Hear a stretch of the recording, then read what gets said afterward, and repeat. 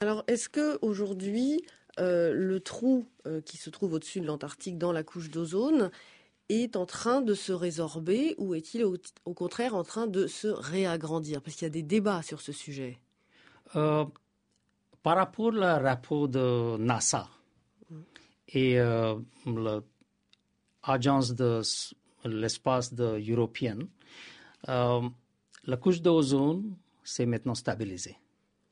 La dégradation s'est arrêtée.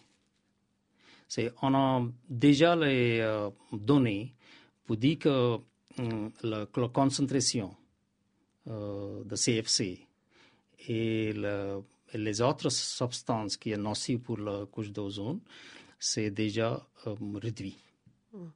On est maintenant pas dans la zone de catastrophe, qui en était 30 000 avant. 30 ans avant. Donc, oui. Vous considérez que la couche d'ozone le trou dans la couche d'ozone aujourd'hui se réduit? C'est en train de réduire. C'est stabilisé. C'est la position correcte. D'accord. Parce que les nouveaux gaz qui se sont substitués aux anciens gaz qui étaient donc nocifs pour le trou dans la couche d'ozone, eux, n'ont pas de conséquences sur cette couche d'ozone. On est sûr aujourd'hui qu'il n'y a aucun problème. C'est ça, exact.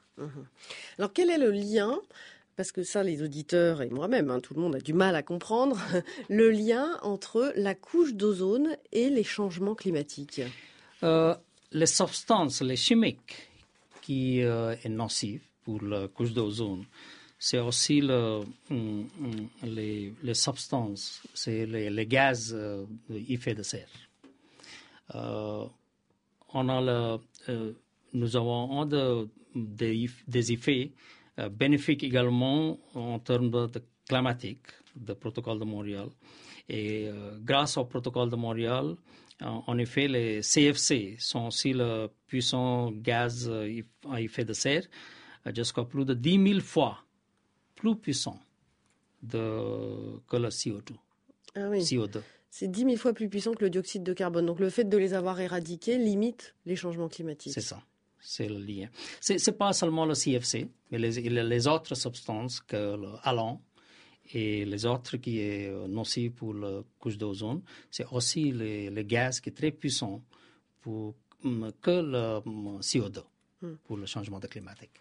Si on réduit le gaz qui est substance qui est nocive de couche d'ozone, on bénéficie aussi le changement de climat.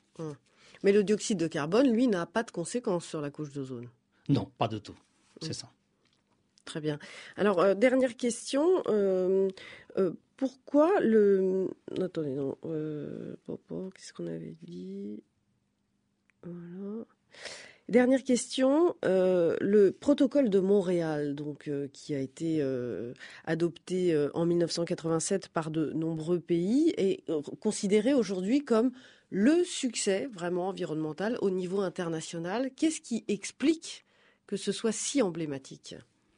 La première chose, c'est la couche d'ozone s'est stabilisée. C'est le succès.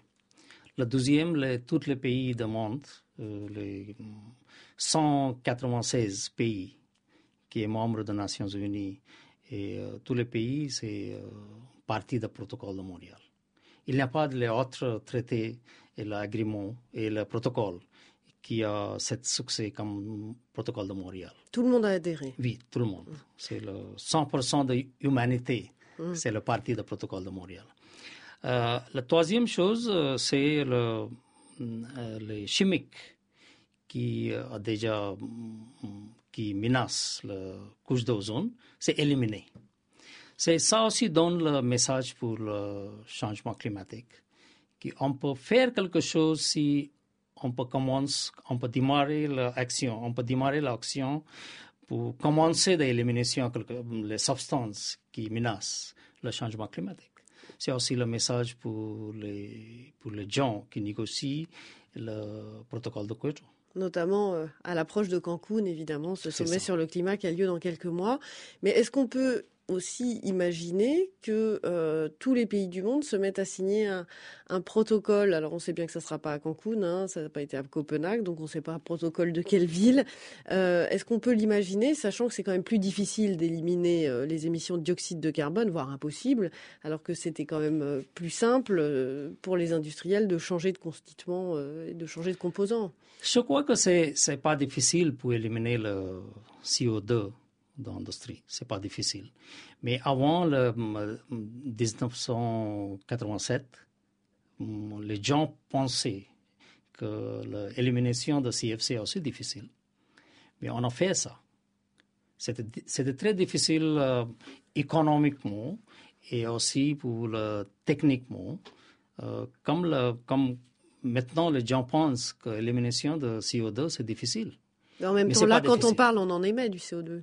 Pardon? Là, quand nous parlons, nous émettons du dioxyde de carbone. Donc, le CO2, c'est la vie aussi. Oui, aussi. Mais on parle de CO2 qui est produit par les humains dans l'industrie. On parle par le CO2 qui a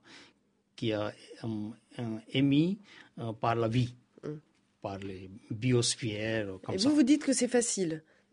Oui, parce que c'est facile parce que la technologie pour éliminer le CO2, ça existe. Mais c'est un peu cher maintenant. Mais il y a plusieurs raisons pourquoi c'est cher. Mais ce n'est pas difficile pour éliminer. Mais il n'y a pas de volonté politique pour commencer l'action. Mais dans le protocole de Montréal, il y a été la volonté de politique et l'action s'est commencée avant. Et l'exact temps, et on n'a pas perdu le temps. Mais ici, à protocole de Kyoto, les gens qui, je crois qu'on a perdu beaucoup de temps. Bon, écoutez, on verra bien ce qui se passe dans les mois qui viennent. Oui, c'est ça. Merci beaucoup, Rajendra Chandé. Merci.